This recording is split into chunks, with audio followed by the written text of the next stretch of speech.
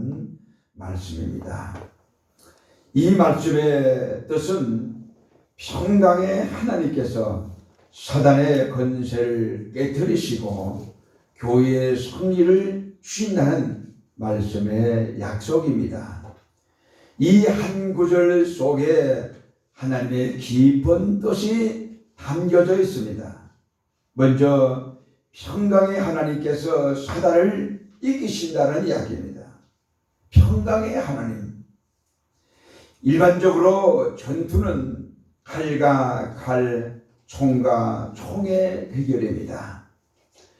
맨주먹과 권총을 든 사람이 싸운다는 것은 어린 아이와 어른과의 싸움과도 같습니다. 하나님은 평강의 하나님이신데 사단은 난폭하고 간교하고 말할 수 없는 여러 가지 간교한 유혹으로 우리 인간의 삶을 어지럽게 하고 또 뭔가 잘못된 방향으로 가도록 이끌어갑니다.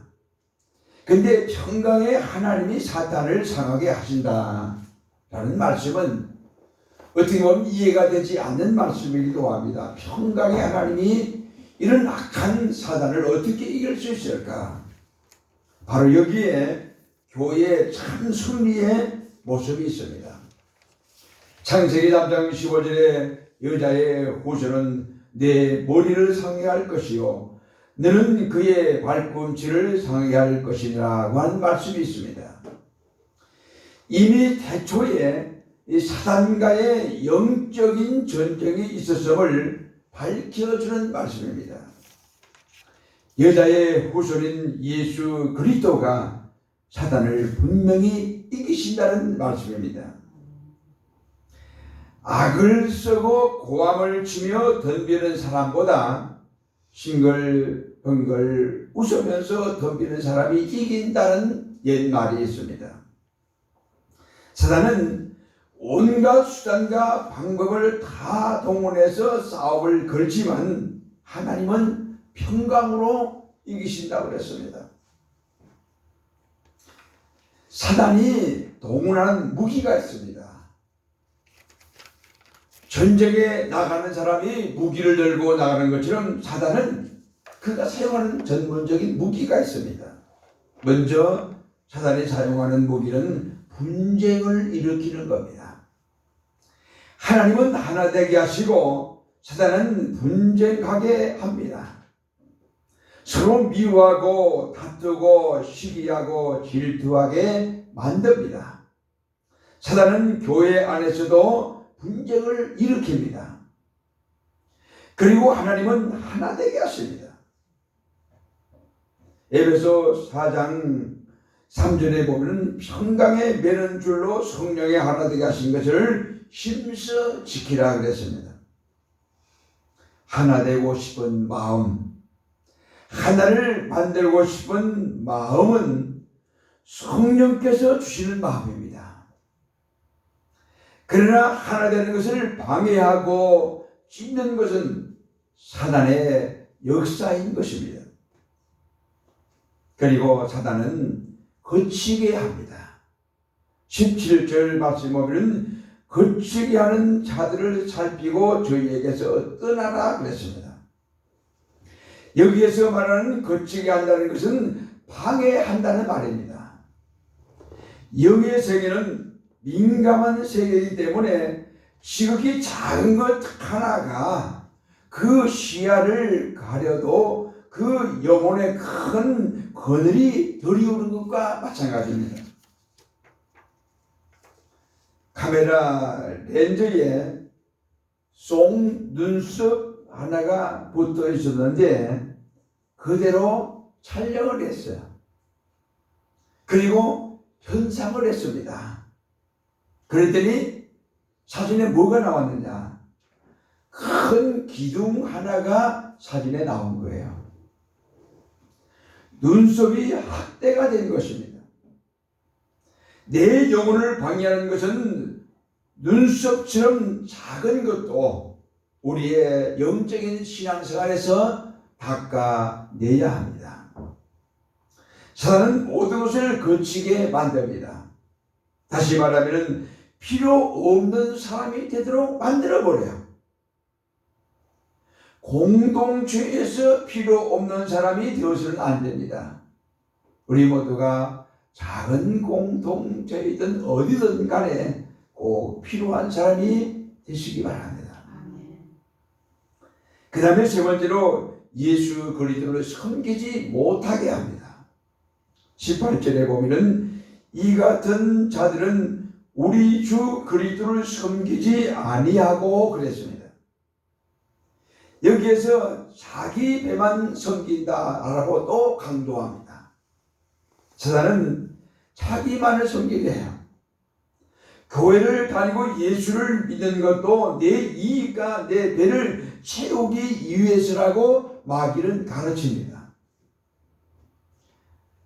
덕을 만큼만 손해되는 일이 생기면 악을 쓰고 덤비는 것이 사단의 방법이고 계교입니다. 미국의 큰 제가 회사 사장이었던 존 하일이라는 분이 있습니다. 이분이 사업을 시작하면서 하나님께 중요한 약속을 했어요. 그것은 11조를 꼭 하나님께 드리겠습니다 라고 약속을 했어요. 그리고 사업을 시작하면서 통장 하나를, 자기 것 외에 통장 하나를 별도로 만들고 통장 주인의 이름은 MP라고 붙였어요.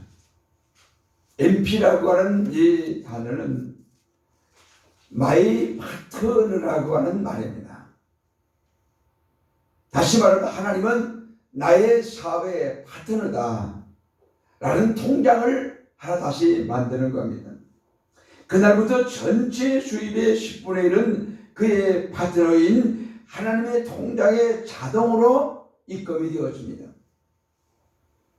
그리고 그는 자기의 파트너에게 10분의 1 그리고 10분의 3으로 이익 배당을 늘려갔어요. 그렇게 했더니 그와 함께 그의 사업 역시 2배, 3배, 4배, 5배로 사업이 확장되고 하나님의 축복을 받게 됩니다. 하나님을 진실로 사랑하는 사람은 하나님을 섬기는 일에 언제나 최선을 다합니다. 하나님이 우선이에요. 네 번째로 사단은 순진한 사람을 꼬입니다. 18절에 보면은 공교하고 아첨하는 말로 순진한 자들의 마음을 미혹하느니라고 했습니다. 공교하다는 말은 세련되었다는 말이고 아첨한다는 말은 듣기 좋고 보기 좋은 말을 한다는 말입니다. 사단은 세련된 매너와 좋은 화술과 말과 보기 좋은 태도로 순진한 사람을 유혹한다는 말씀입니다. 사단의 별명은 한마디로 말하면 유혹하는 자, 꼬이는 자라는 뜻입니다. 그 사람을 파멸시키기 위해서 꼬이고 미혹하는 것이 사단의 전문 기술입니다. 그의 유혹에 넘어가면 우리는 절대로 안 됩니다. 아담과 하와는 사단의 감언 미신에 넘어가 인간을 죽음으로 몰아넣고 말았습니다. 평강의 하나님은 오늘도 우리로 하여금 사단의 유혹과 시험을 이기도록 능력으로 함께 역사하는 사실을 분명히 오늘 말씀을 통해서 우리에게 가르쳐 주고 있습니다. 평강의 하나님이십니다. 그러나 사탄은 꼬이고 미혹하고 유혹하는 파괴하는 사단입니다. 두 번째로 하나님은 속히 이기도록 하신다라고 합니다. 20절 말씀에 평강의 하나님께서 속히 사단을 너희 발 아래에서 상하게 하시리라 그랬습니다. 우리는 여기서 이 사단의 시험이나 유혹은 영원한 사건이 아니라는 것을 알게 됩니다. 다시 말하면 고통이나 시련이나 슬픔이나 시험이라는 것들은 영원히 계속되는 것이 아니라는 이야기입니다. 코로나가 아무리 세계적으로 우리 국내에 창궐해 있지만은 분명한 것은 언젠가는 끝날 때가 온다는 사실입니다. 단 내가 하나님 편에 서는 한 그것은 분명히 끝나고 만다는 이야기입니다. 우리 하나님 편에 서야 합니다. 중요한 것은 20절 끝부분입니다. 우리 주 예수 은혜가 너희에게 있을지어다 라고 말했습니다. 은혜가 있을지어다. 사도 바울은 하나님께서 사단을 속히 이기게 하시는 그 사건을 은혜로 해석을 합니다. 한마디로 말하면 하나님의 은혜를 받으면 사단을 이기게 하신다는 이야기입니다. 은혜가 내게 임할 때 시험도 유혹도 고통도 실패도 떠나게 된다는 이야기입니다. 다시 말씀드리면 은혜를 받아야 은혜를 받는데 승리자가 되는 비결이 있다는 이야기입니다. 그런데 은혜를 받는 몇 가지 방법이 있습니다. 첫째로 겸손해야 됩니다.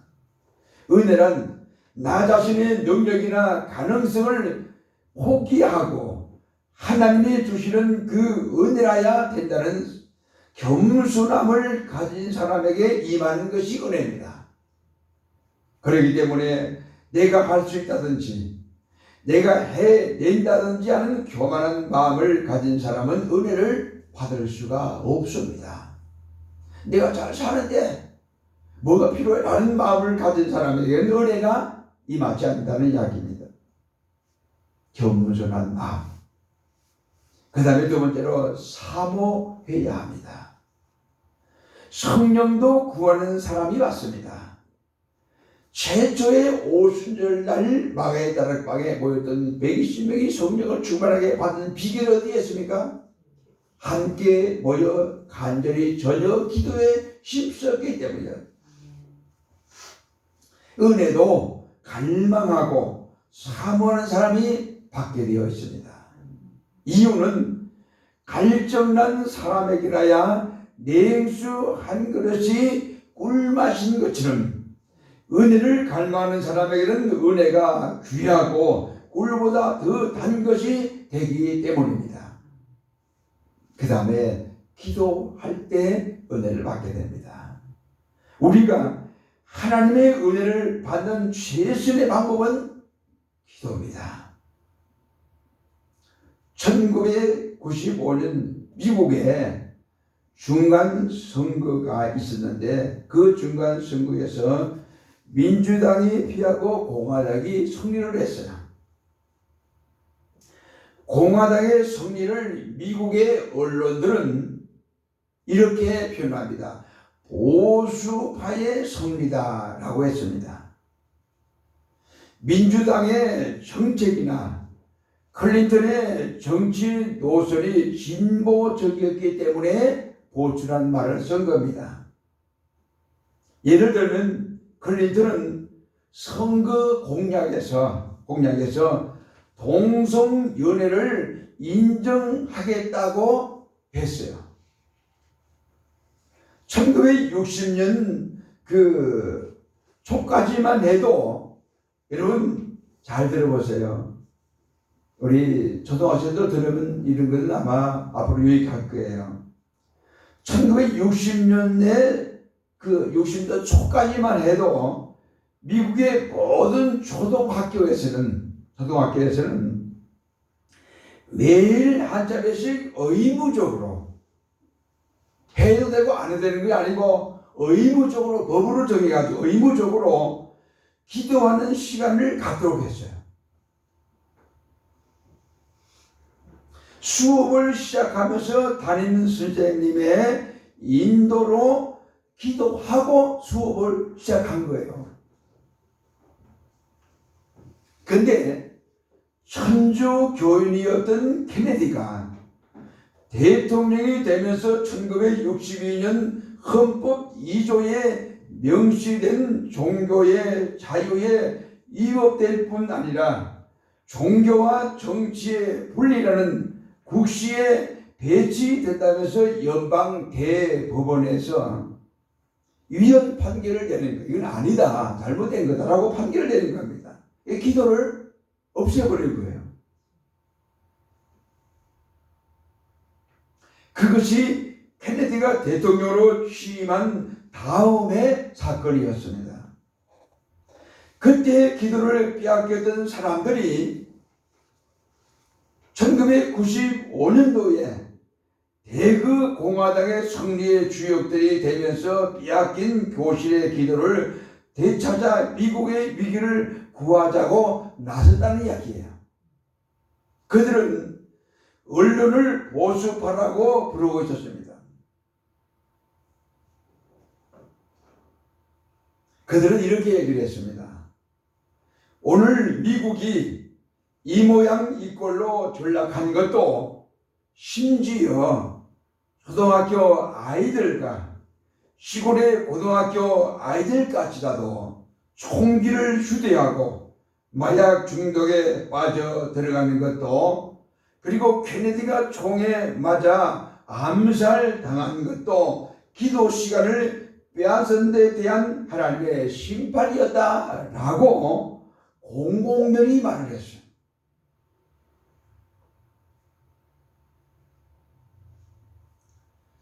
그 후에 인도네시아에서 열린 아시아 태평양 경제협력 강요회의가 있었어요. 18개국의 정상들, 대통령들이 정상회의를 가졌는데, 이때 회의를 다 마치고 클린턴이 기자회견에서 이런 말을 했습니다. 공립학교 기도시간 부활 문제를 반대하지 않겠다라고 얘기를 했어요. 늦게서 깨달은 거예요, 그게. 공화당의 공세는 단순한 정치적인 공세가 아니었습니다. 병든 미국, 썩어가는 미국을 다시 살리는 처방은 기도밖에 없다는 상징적인 진단을 내린 겁니다. 이 이야기는 오늘 우리들의 이야기입니다. 썩어 골마 거저 건드리기만 하면은 동서남북 사방에서 고름이 터지는 나라의 모습이라고 할 수가 있습니다. 이게 누구의 책임이냐? 이 나라에 살 길이 어디 있느냐? 청와대도, 국회도, 사법부도, 교회도, 모든 경제인들도 모두가 한 동족이 되어 기도하는 데 있는 줄을 믿습니다. 부산에서 약국을 경영하는 장로님이 계셨습니다. 아파트 단지에 있는 약국이어서 저녁 11시가 넘어야 약국문을 닫습니다. 그분의 선친도 장로님으로 봉사를 하셨는데 평생 새벽 예배를 빠뜨리지 않았습니다. 세상 떠나기 전 모든 죄를 다 낱낱이 고백하고 회개하면서 교인들과의 예배를 마치고 헤어지면서 어떤 분에게는 악수하고 어떤 분은 악수 안 했는데 악수 안 한 분들에게 대해서 미안하다고 회개하고 사죄하고 용서해달라고, 그리고 세상을 떠난 거예요. 그분의 아들도 역시 장로로서 아버지의 그 봉사의 정신을 물려받았습니다. 그리고 그분도 새벽 기도를 마치지 않았어요. 집에 돌아가면 11시에 약국 마치고 정리하고 들어가면 12시가 됩니다. 그리고 잠자리에 들면 1시가 돼요. 그래도 새벽에, 그 옛날에는 새벽 4시잖아요. 4시나 새벽 기도를 꼭 했습니다. 그때는 가정이, 가문이 하나님이 크게 축복하시고 건강대복을 받게 하셨다는 말씀입니다. 1973년도 불란서 국회가, 불란서 국민은 하나님의 존재를 부인한다라고 공식적으로 국회에서 결의를 했어요. 73년도에. 제가 그때 제대할 때입니다. 그 이후 불란서의 정신적으로 도덕과 윤리는 곤두박질을 치고 나라가 정말 말도 못하게 어수선하고 어지러웠어요. 그 후에 불란서의 혁명국회가 들어서면서 다시 불란서 국민은 초월적인 존재인 하나님과 영혼 불멸을 인정한다는 결의를 투표로 가기로 한 거예요. 그래서 오늘의 불란서가 존재한다라고 이야기를 합니다. 여러분, 기도해야 가정도 삽니다. 기도해야 우리의 문제가 해결되어집니다. 기도해야 은혜를 받습니다. 기도해야 승리할 줄로 믿습니다. 기도하겠습니다. 은혜로우신 하나님 아버지,